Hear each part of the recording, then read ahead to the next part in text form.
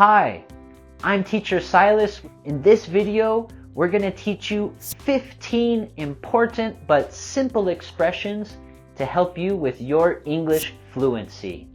These expressions you can use in everyday conversations, whether speaking with your friends or family or at work. But before we start, don't forget to subscribe to the channel, hit the notification bell to not miss any of our new videos, and give a like on the video. Thank you so much. Here we go. Y si tú quieres educar tu oído 100% gratis, tengo un entrenamiento que me tomó meses crear, que puedes bajar hoy en día 100% gratis. Educa tu oído hoy. Enlace en el primer comentario. Our first phrase is, nice to meet you. Nice to meet you. Nice to meet you. Nice to meet you. This is a very polite expression used to convey pleasure when meeting somebody. When we meet somebody for the first time, we can use this expression.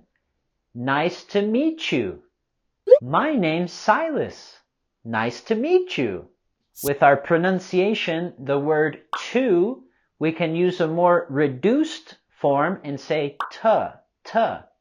Nice to. And with the words meet you, we can link them together with a ch sound. Ch.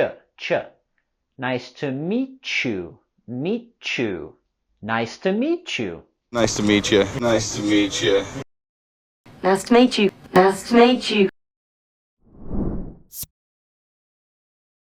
Our next expression is, how are things? How are things? How are things? How are things? This is a common greeting that we use to ask about somebody's situation. Maybe, how are things in general? How are things at work? How are things with your family? So we can simply ask, how are things? Hey, it's nice to meet you. How are things? Or, hey, it's great to see you. How are things? With the words how are, we can link them together with a w sound. How are, how are. And in the word things, we have the z sound at the end. How are things? How are things? How are things? How are things? How are things? Next, we have, what do you think? What do you think? What do you think? What do you think? This is a question we use to ask someone about their opinion or their thoughts. Hey, what do you think? Do you like my new car? What do you think? Should I eat this hamburger? In the word think, we have the voiceless th sound. Think. To make this sound, you want to just bite down on your tongue. Think, but don't bite too hard. Ouch. And while asking this question, we're going to have a falling intonation. What do you think? What do you think? Excellent. Let's hear you try. Very good. Excellent job. What do you think? What do you think? What do you think? What do you think?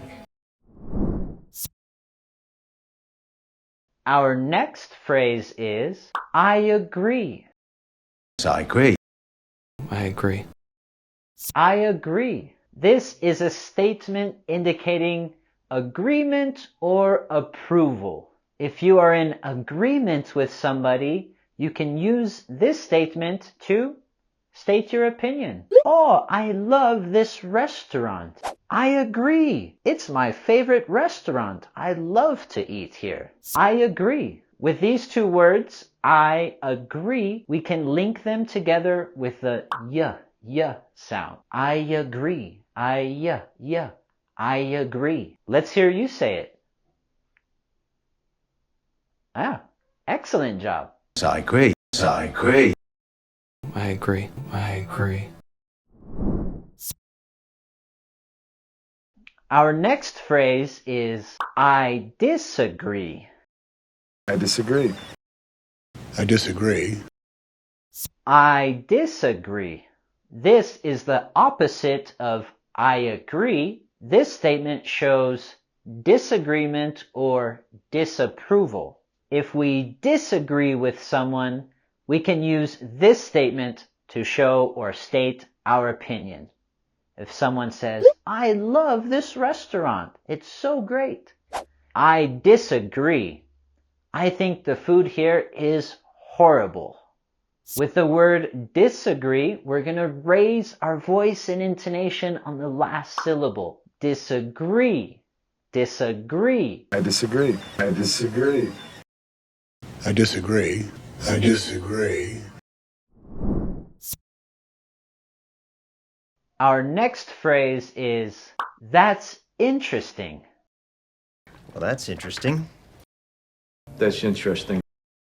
That's interesting. This is a remark we use to express interest or curiosity. If somebody says something that maybe sparks your interest, you can say, wow, that's interesting. I never thought of that. That's interesting. With the word that's, this is the contraction form for that is. That's. And the word interesting, we can pronounce with just 3 syllables. Interesting. That's interesting. Here we're also linking the 2 words together. That's interesting.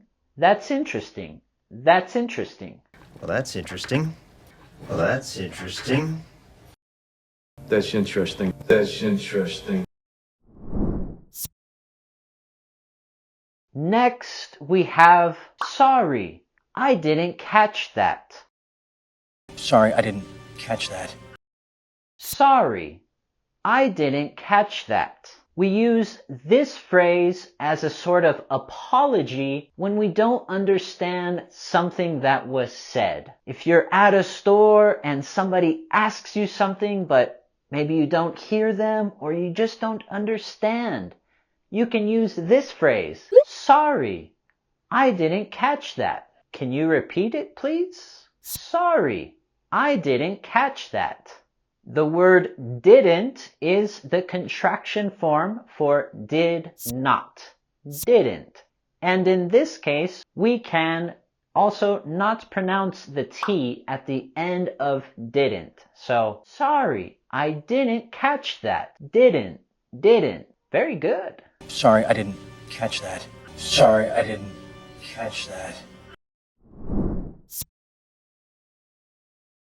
Our next phrase is, could you please repeat that? Could you please repeat that? Could you please repeat that? This is a very polite request to ask somebody to say something again. So, if you're on the street, or at the store, or at the restaurant, anywhere, if somebody says something to you and you didn't hear them, or you didn't understand, you can use this phrase. Could you please repeat that? Here with the words could you, we're going to link them together. Could you, with the j sound. Could you please repeat that? And we're going to have our rising intonation here with this question. Could you please repeat that? Could you please repeat that? Could you please repeat that? Could you please repeat that? Next, we have, what do you mean? What do you mean? What do you mean? What do you mean?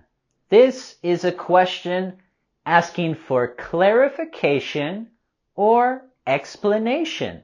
If you are confused about something or don't understand what somebody said, you can ask them, What do you mean? What do you mean you don't like my hat? What do you mean? Here with the words do you, we can say them in a more reduced way.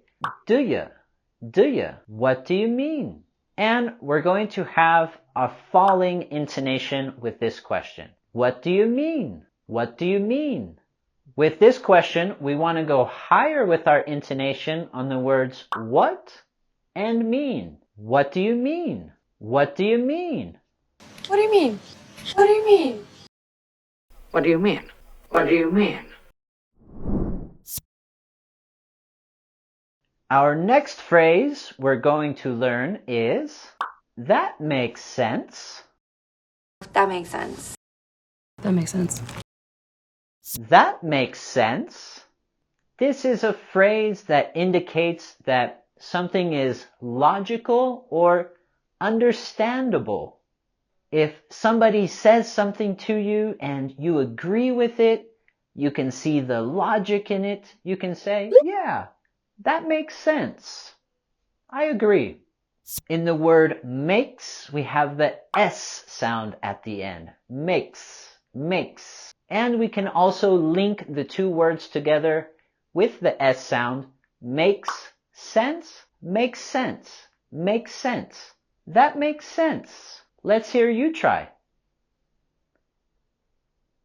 Ooh, wonderful. Great pronunciation. That makes sense. That makes sense. That makes sense. That makes sense. Next, we have I'm sorry. I'm sorry. I'm sorry. I'm sorry. We use this phrase as an apology or an expression of regret. If we feel very bad about something, or maybe we didn't mean to do something or say something, we can say, I'm sorry, I'm sorry. Here we have the contraction of I am, I'm sorry. Or if we did something that's very bad or we feel very bad about, we can say, I'm very sorry. I'm very sorry. I'm sorry. I'm sorry. I'm sorry. I'm sorry. Our next phrase is never mind. Never mind. Never mind. Never mind. This is a phrase used to dismiss or withdraw from a previous statement.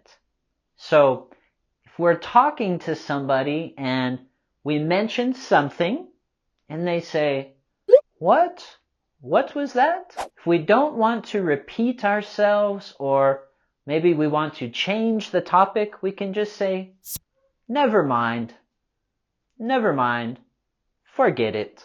In the word mind, we have the sound I, mind. Never mind. Never mind. Never mind. Never mind. Never mind. Next, we have by the way. Oh, by the way, I hope your son is feeling better. By the way. This phrase we use to introduce an additional or relating topic. So if we're speaking about something and we want to give some more information, we can use this. By the way, I also think, by the way. Or if you're speaking with a friend, you can use this to move on to a new topic. By the way, I heard you got a job promotion. Wonderful. Here we can use the weak form of the word the, and we can say the, by the way, by the way. Oh, by the way, I hope your son is feeling better. Oh, by the way, I hope your son is feeling better. Our next phrase is, that reminds me. That reminds me, we got new brochures. That reminds me, I'm starving. That reminds me. This is a phrase used to indicate that something triggered an idea or a thought. If you say to me something, I can go, that reminds me. I needed to do this later. That reminds me. I need to go shopping today. That reminds me. I have English homework. Let's get started. In the word reminds, we have a Z sound at the end. Reminds, z, reminds. That reminds me we got new brochures. That reminds me we got new brochures. That reminds me, I'm starving. That reminds me, I'm starving. Our next phrase is, I have a question. I have a question. I have a question. I have a question. This is a statement that indicates a desire to ask something. If we're curious about something or we want to know more information about something, we can say, I have a question. What time does class start? I have a question. How do I get to the supermarket? I have a question. We can link together the words have a, have a, have a. I have a question. In the word question, the beginning sound is a qu, qu. And we also have the ch, ch sound in question, question. Very good. Let me know in the comments, do you have a question? I have a question. I have a question. I have a question. I have a question. Thank you so much. I hope you enjoyed the video. Please let me know in the comments below if there are any other topics you would like to learn about in English. We're making this just for you, and I hope to see you again in the next video. Don't forget to like, subscribe, and hit that notification bell so you won't miss any of our new content. Thank you again, and we'll see you soon. Bye-bye.